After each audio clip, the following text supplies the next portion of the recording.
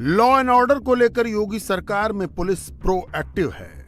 सुपारी लेकर हत्या करने वाले राशिद कालिया का झांसी में एनकाउंटर इसका सबूत है। राशिद कालिया 3 साल से बीएसपी नेता पिंटू सेंगर की हत्या में वांटेड था। झांसी में वो किसी और की हत्या की साजिश के साथ आया था। एसटीएफ ने उसे ललकारा, कालिया ने फायर किया और जवाबी फायर में मारा गया। तो शासन का इकबाल बेहतर कानून व्यवस्था से चलता है। योगी इसीलिए डिमांड में है। हम दोनों साथ साथ दिल्ली में सांसद थे। बाद में मुझे पार्टी ने उत्तर प्रदेश में वहां के माफिया और अपराधियों को ठीक करने के लिए भेजा, तो मैं तो वहां चला गया। राशिद कालिया लंबे वक्त से फरार चल रहा था और एसटीएफ उसकी खोजबीन में लगी थी। राशिद ने बीएसपी नेता पिंटू सेंगर की कानपुर में हत्या की। वो 20 जून 2021 की तारीख थी जब कालिया ने इस वारदात को अंजाम दिया।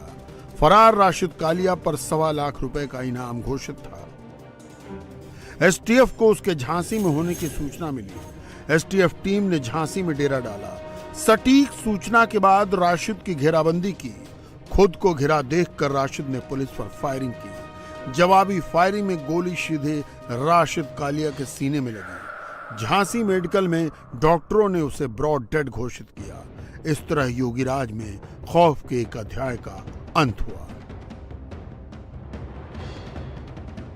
सर, जो गनशॉट वाला पेशेंट आया है वो हमारे पास ब्रॉड डेड अवस्था में आया है, जिसको एसआई ओमवीर सिंह लाए हैं यहाँ पे, जिसको ईसीजी करने के पश्चात उसको मृत घोषित कर दिया गया एवं पोस्टमार्टम के लिए बॉडी को मर्चरी भेज दिया गया है।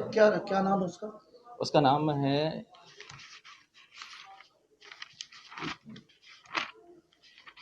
राशिद उर्फ कालिया। कहाँ का रहने वाला है? इनका पता बताया गया है चकेरी पीएस कानपुर नगर, कानपुर। महाराजगंज में एक बेटी पर एसिड फेंकने की वारदात हुई। 16 नवंबर को लड़की मां के साथ बाजार से घर लौट रही थी। घात लगाए बैठे आरोपियों ने युवती के ऊपर एसिड फेंक दिया। झुलसी हुई लड़की का मेडिकल कॉलेज में इलाज चल रहा है।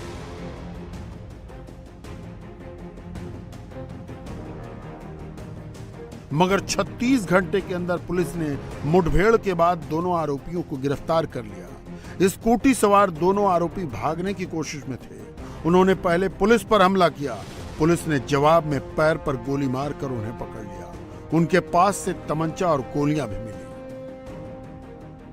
देखिए, जैसा कि आप सभी को ज्ञात है, 16 तारीख को हमारे मीडिया बंधुओं के माध्यम से पुलिस के पास सूचना प्राप्त हुई थी लगभग रात्रि 9 बजे के आसपास कि शिकारपुर में गांव में किसी युवती के ऊपर एसिड फेंकने का प्रयास किया गया है। इसमें 2 अभियुक्तों के संलिप्तता की बात निकल कर आई है अभी तक की जांच में, जिसका हमें काफ़ी इलेक्ट्रॉनिक और अन्य साक्ष्य हमें प्राप्त हुए। इसमें जो मुख्य अभियुक्त अनिल कुमार वर्मा है, वह चाहता था कि युवती जो है सिर्फ उससे बात करे और उसकी शादी कहीं नहीं हो, और उसे प्रभावित करने के लिए उसने अपने ही दुकान पर कार्य करने वाले रामचरण को 15,000 रुपए में इस चीज़ के लिए तैयार किया था कि वो युवती के ऊपर एसिड फेंके।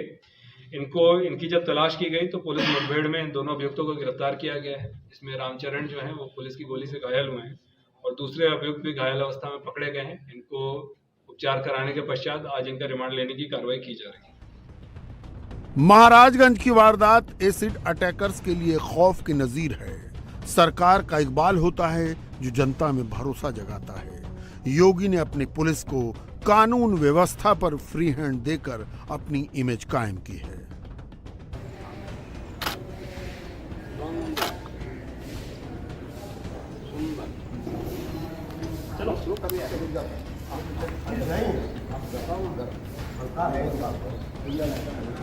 आइए अब एक और पहलू का रुख करते हैं। योगी गोवंश प्रेमी है। गोरखपुर के उनके मठ में गौशाला है। वहां रहने वाली गायें और बछड़े भी योगी का इशारा समझते हैं। देखो कैसे कैसे कैसे कैसे आ गए। देखो आ दौड़ गया आ गया।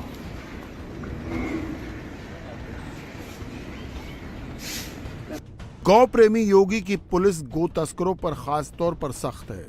रामपुर में 2 गो तस्करों की पुलिस से मुठभेड़ हो गई।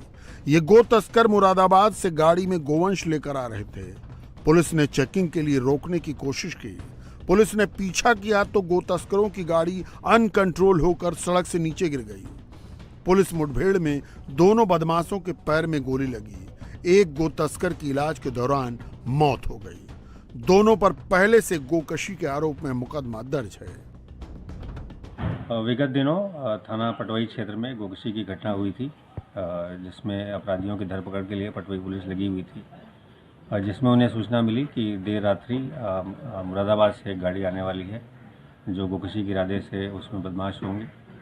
पटवाई पुलिस द्वारा चेकिंग लगाई जा रही थी कि मुरादाबाद से शाहबाद होते हुए एक गाड़ी तेज़ गति से आई, किंतु पुलिस की चेकिंग देख करके वो वापस मुड़कर भागी। पटवाई पुलिस द्वारा पीछा किया गया और आगे जाके मेरठ थाना क्षेत्र में तेज़ गति होने के कारण वो गाड़ी अनियंत्रित होकर के सड़क से नीचे गिर गई। पुलिस द्वारा उन्हें घेरा गया तो दो बदमाश उस गाड़ी से निकलकर पुलिस पर फायर किए। पुलिस द्वारा तत्क्षणात फायरिंग में दोनों बदमाशों के पैर में गोली लगी, जिन्हें तत्काल जिला अस्पताल इलाज के लिए भेजा गया। उसमें से एक बदमाश की, जो कि मुरादाबाद का रहने वाला है, और दौरान इलाज मृत्यु हो गई है। दूसरा बदमाश भी मुरादाबाद का है। दोनों का आपराधिक इतिहास है। पोस्टमार्टम करके अग्रिम विधिक कार्रवाई की जाएगी।